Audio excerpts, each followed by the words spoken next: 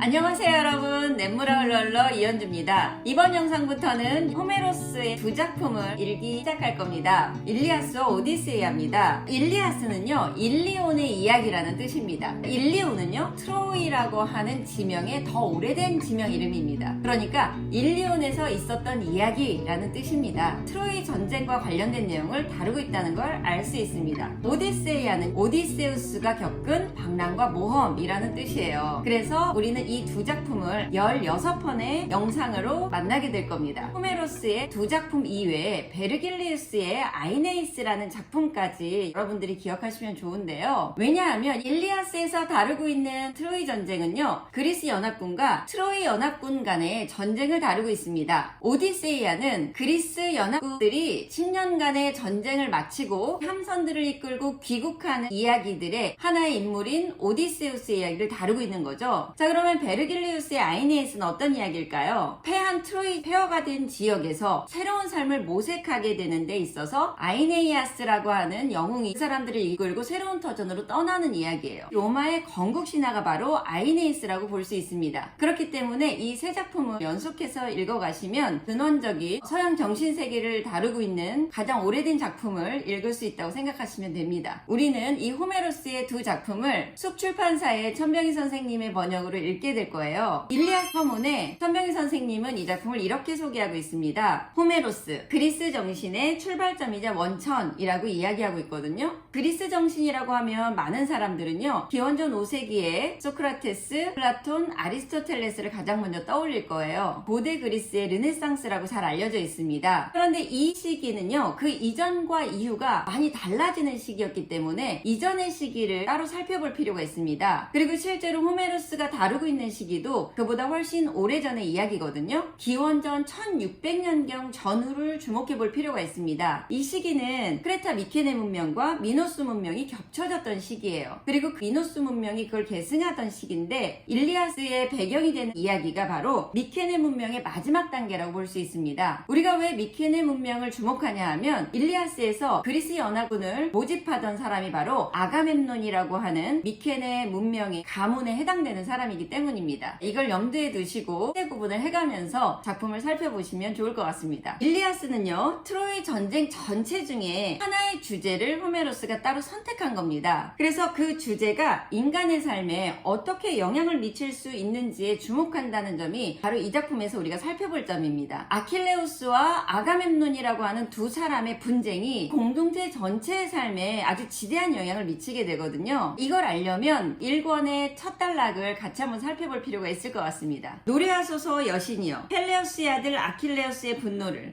아카이오이족에게 헤아릴 수 없이 많은 고통을 안겨주었으며 숱한 영웅들의 굳센 혼백을 하데스에게 보내고 그들 자신은 개들과 온갖 새들의 먹이가 되게 한 그 잔혹한 분노를 인간들의 왕인 아트레우스의 아들과 고귀한 아킬레우스가 처음에 서로 다투고 갈라선 그날부터 이렇듯 제우스의 뜻은 이루어졌노라. 이렇게 작품이 시작합니다. 그래서 이 공동체 안에서 이 두 사람의 이야기가 어떻게 영향을 미쳤는지를 저와 함께 뒤의 내용들을 차근차근 살펴보시면서 분석해보면 좋을 것 같습니다. 두 번째 오디세이아 작품은요, 개인의 방랑과 모험 이야기를 다루고 있습니다. 끊임없이 밀려오는 시련을 헤쳐나가는 오디세우스를 통해서 인간이란 무엇인가에 대해서 성찰하게 되는 이야기가 담겨 있어요. 이 두 호메로스의 작품이 유난히 주목받던 시기가 있었습니다. 그 첫 시기가 고대 그리스 르네상스라고 아까 말씀드렸던 소크라테스와 플라톤과 아리스토텔레스 시기입니다. 플라톤과 아리스토텔레스의 저작은 지금까지도 많이 읽히고 있죠. 여기에 호메로스 작품이 계속 언급되고 있어요. 그리고 또 한 시기는 15세기 유럽의 르네상스 시기인데요, 다시 호메로스의 작품이 재등장하게 되거든요. 르네상스라는 건 문예부흥기라는 뜻이죠. 문화와 예술이 융성하던 시기라고 볼 수 있습니다. 그 시기에 호메로스의 두 작품이 재주목받게 됐던 이유가 분명히 있을 거예요. 현대인인 우리는 동양에 지리적으로 속해 있다고 해서 동양의 사상만 참고하면 되는 것이 아닙니다. 서양과 동양의 구분이 지금은 의미가 없어졌죠. 그래서 우리에게도 여전히 서양의 고전 작품, 그리고 정신의 근원을 다루고 있는 호메로스의 작품은 의미 있게 다뤄져야 합니다. 그런 점에서 우리 역시 호메로스의 작품을 의미 있게 읽을 필요가 있어요. 그러면 이 작품을 어떻게 읽어나가면 좋을까요? 일리아스는 트로이 목마에 대한 내용이 없습니다. 그게 가장 어쩌면 완독한 사람들이 알 수 있는 중요한 내용이라고도 볼 수 있어요. 호메로스 호메로스라고 하는 작가는 이 전체 이야기 중에서 아킬레우스의 분노에 주목하고 있습니다. 인간의 보편적인 감정을 다루고 있다는 거죠. 한 사람의 감정이 어떻게 발원되고 어떻게 공동체에 영향력을 미쳐서 다른 사람들의 삶에 영향을 미치고 있는지를 우리에게 보여주게 됩니다. 그래서 이 내용은 전반부와 후반부로 나눠지게 되거든요. 아킬레우스의 분노가 전반부에는 아가멤논을 향해 있습니다. 이 시기에 사람들에게는 아레테라고 하는 덕, 개인의 뛰어남 이런 것들을 아주 중요하게 여깁니다. 명예죠. 이 명예를 훼손당한 아킬레우스는 자신의 명예를 훼손한 아가멤논에 대한 분노를 마음껏 표출합니다. 자, 그래서 앞부분에 그 분노 때문에 공동체 구성원들이 어떤 영향을 받는지를 저와 함께 읽어 나가시면서 정리해 나갈 거예요. 그런데 이제 이 후반부로 가면 그 분노가 다른 곳으로 향하게 돼요. 자신에게 굉장히 중요한 동료였던 파트로클로스가 상대편 헥토르 장군에게 죽게 됩니다. 그래서 아킬레우스는 아가멤논에 대한 분노를 거두고 헥토르를 향한 분노로 전쟁에 적극적으로 참여하게 되거든요. 그 상대편 트로이 군사들을 어마어마하게 죽이게 돼요. 그리고 결국 헥토르를 죽이게 되는데 헥토르에 대한 장례식을 치르게 되는 일련의 과정들이 후반부에 나오게 됩니다. 그래서 마지막 문장이 어떻게 되냐면 이렇게 그들은 말을 길들이는 헥토르의 장례를 치렀다로 마치게 돼요. 프리아모스라고 하는 헥토르의 아버지가 자신의 아들의 시신을 되찾기 위해서 아킬레우스를 찾아가거든요. 프리아모스를 보면서 자기 아버지를 떠올리게 됩니다. 그리고 헥토르의 장례를 치를 수 있도록 그 시간을 약속해주죠. 그렇게 이야기가 끝나게 됩니다. 호메로스의 두 번째 작품 오디세우스를 한번 살펴보죠. 트로이 전쟁 종료 후에 10년이 지난 시점에서 오디세우스의 집에서 이야기가 시작됩니다. 오디세우스가 트로이 전쟁에 참여하기 위해서 길을 떠날 때 갓난아기였던 텔레마코스가 20살 청년이 되어 있습니다. 그러니까 트로이 전쟁을 치르는 10년이 지났고 그리고 오디세우스가 집으로 돌아가기까지 10년이 또 지났다는 뜻이에요. 그래서 그 시점에 오디세우스의 아들 텔레마코스와 아내 페넬로페가 집에서 겪고 있는 공경으로부터 시작하고 텔레마코스가 아버지 생존을 알기 위해서 떠나는 작은 모험으로부터 앞부분이 시작됩니다. 그런데 이 두 작품을 여러분들이 읽다 보면 지금 현대 작품에서는 좀처럼 보기 힘든 독특한 구조를 발견하게 될 겁니다. 인간의 삶에 신들이 적극적으로 개입하는 구조를 보게 되거든요. 우리가 살다 보면 삶에서 이해할 수 없는 삶의 모순을 맞닥뜨리게 돼요. 근데 이 당시에는 더욱더 심했겠죠. 전쟁이 있었고 그래서 눈앞에서 사람들이 죽거나 아니면 또 여행을 떠나는데 다시는 그 사람이 돌아올 수 없는 이런 삶의 장면들을 더 자주 만나게 됐을 테니까요. 그러니까 이런 장면 속에서 어떻게든 삶을 이해해 보려고 애쓰는 구조라고 이해하시면서 읽어보시면 좋을 거예요. 이것을 많은 사람들은 운명에 순응하는 인간 영웅들의 이야기라고도 해석합니다. 여기서의 순응은요 보다 적극적인 순응입니다. 자, 적극적인 순응이라는 어떤 역설적인 표현이 가능한 이유는 이 시기의 영웅들은요 주변에서 일어나는 일들이 어쩔 수 없이 자기가 받아들여야만 하는 삶의 장면들이 있다는 것을 정확히 알고 있었습니다. 그래서 내가 할 수 있는 것과 할 수 없는 것들을 구분해냅니다. 내가 할 수 없는 것이다 라고 판단되면 이것은 신이 개입한 것이다. 신이 적극적으로 한 것이다. 그렇다면 나는 여기서 무엇을 할 것인가? 이 지점을 반드시 찾아냅니다. 그래서 우리가 읽어가다 보면 그런 구체적인 장면에서 지금 우리 삶에서 필요한 지혜들을 길어 올릴 수 있게 돼요. 그 부분들에 주목해서 같이 살펴볼 겁니다. 각각의 작품은 목차에서